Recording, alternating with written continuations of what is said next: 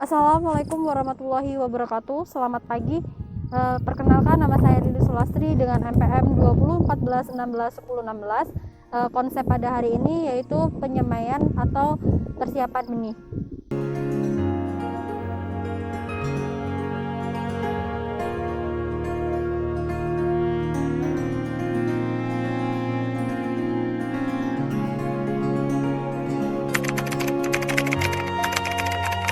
Kita mau belajar sama Bapak tentang persemaian benih, persiapan benih dan penyemaian. Oh gitu. Iya. Jadi itu terkait dengan persiapan awal musim tanam lah ya. Iya, kan kemarin kita sudah belajar pengolahan lahan, sekarang ke benih. Nah, jadi persemaian ini untuk padi itu ada dua cara ya. Ada tiga sebenarnya. Cuma ini yang yang biasa dilakukan petani lah. Ini ada persemaian sistem kering, artinya kita membuat lahan di area di sawah dengan kondisi tanah kering.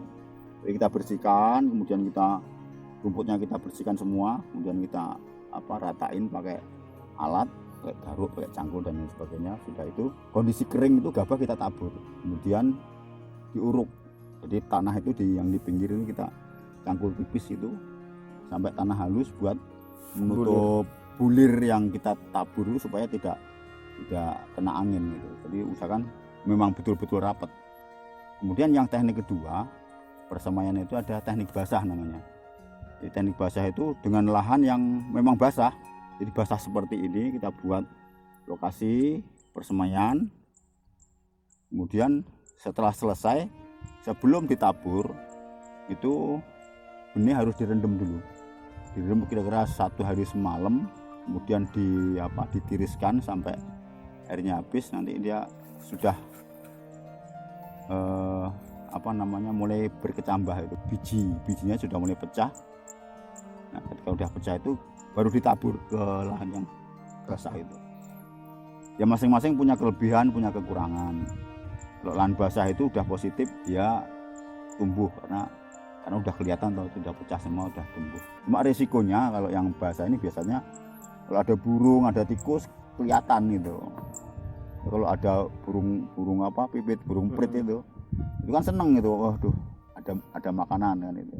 Kemudian ada juga teknik penanaman padi itu dengan sistem gogo.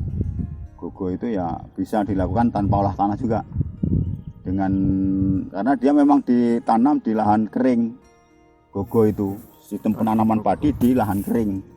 Jadi dia tidak membutuhkan pengairan seperti ini, seperti sawah teknik seperti ini. Jadi seperti kita menanam jagung sama.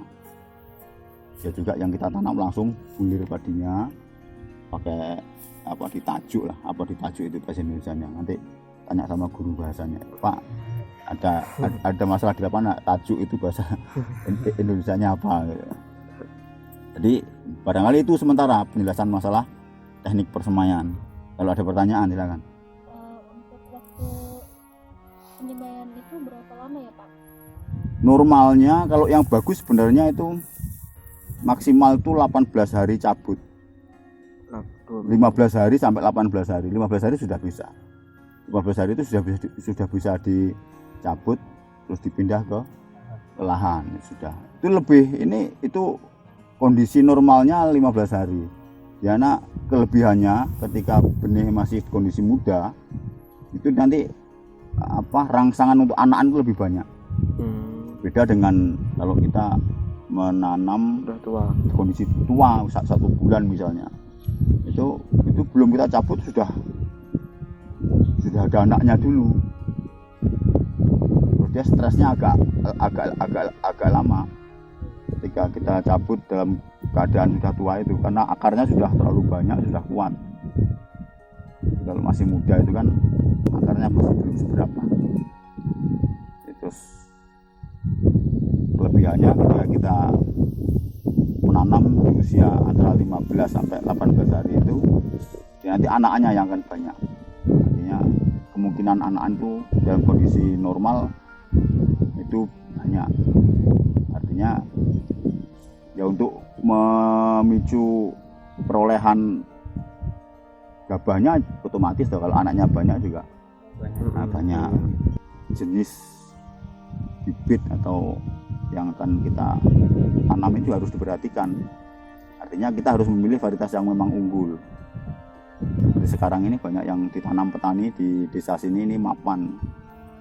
Itu dia kalau usianya normal sekitar 95-100 hari panen dari awal tanam itu. Kalau yang sistem persemaian kering itu biasanya lebih mudah dia daud itu lah istilahnya. Kita nyabut bibit padi dari lahan itu namanya daud kalau orang Jawa. Itu kalau yang sistem persemaian kering itu lebih mudah biasanya. Kalau yang persemaian basah dia akarnya kuat, jadi sering putus. Kalau biasa yang Bapak lakukan itu di lahan kering atau di sawah kayak gini? Kalau saya biasa ya melihat kondisi aja. Kalau memungkinkan persemaian kering, saya selalu melakukan persemaian kering. Cuma kalau kondisinya sudah nggak memungkinkan, memang air curah hujan tinggi, nggak pernah kering lahannya, ya terpaksa harus melakukan persemaian basah. Tapi intinya sama, artinya tujuannya sama. Nanti hanya sistem persemaiannya yang membedakan antara basah dengan kering. Berarti kalau untuk jagung sendiri itu, kalau setelah lahannya jadi atau siap itu langsung tajuk aja Pak. Kalau jagung ya, kalau jagung tidak ada persemaian. Enggak pakai persemaian. Kalau pakai persemaian ya malah mati semua. Nah, jagung kalau dipindah stres. Iya. Kalau curah hujan terlalu tinggi seperti kemarin tuh kan, itu Iya. banyak yang mati, angka kematiannya tinggi. Karena keasaman tanah kan kalau ininya tinggi, curah hujan tinggi kan dia tinggi sekali juga. Kemarin ini udah mulai ada tikusnya nih. Jadi nanti kita coba kasih umpan tikus ini alternatifnya pakai singkong aja kita. Yang suka biasanya singkong yang udah busuk seperti ini. Nah, ini yang udah busuk seperti ini. Ini tikus ini lebih seneng dia. Jadi ini bisa namanya racun tikus. Ini hati-hati, ini racun keras ini. Jangan sampai dimakan. Kalau habis megang gini harus cuci tangan yang bersih. Ini caranya kita tusuk ini buat masukin ininya. Ini dikit aja, ini nggak perlu banyak-banyak. Ini udah kebanyakan segini nih. Ini kita masukin gini ya. Masukin gini. Ini cacat tumpah, ini mahal ini. Segini aja segitu aja 10.000. Varietas yang bagus beli, ada yang varietas turunan juga ada, yang artinya padi-padi yang diturunkan dia nggak mengurangi kualitas ada. Tergantung varietasnya itu.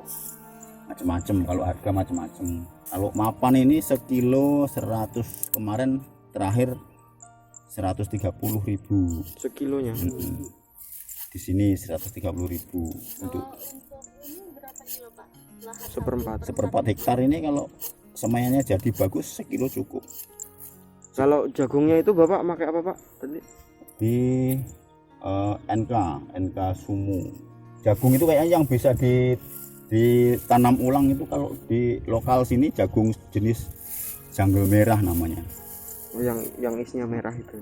Yang jungle-nya merah itu.